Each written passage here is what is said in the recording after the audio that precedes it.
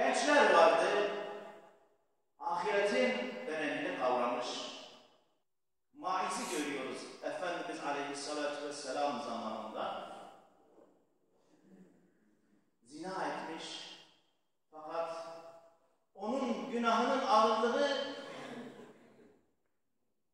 yükü altında eziliyordu.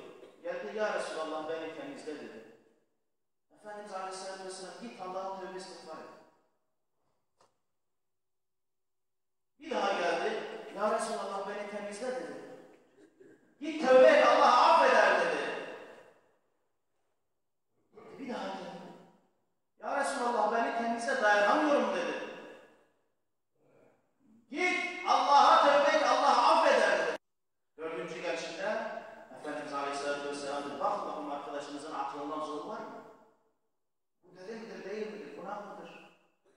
Çünkü ölümünü istiyor. Ne yapmışsın dedi, ben zina ettim ya Resulallah.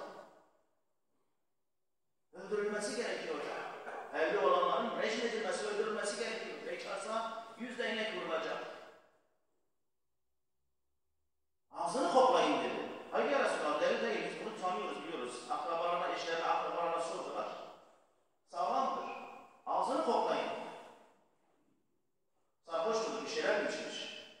Kokladılar, ya Resulallah. İçki emaresi de yok, sarhoştur değil. O zaman çukur kazılmasını emretti. Efendimiz Aleyhisselatü Vesselam Maiz'in rejim edilmesini emretti. Efendimiz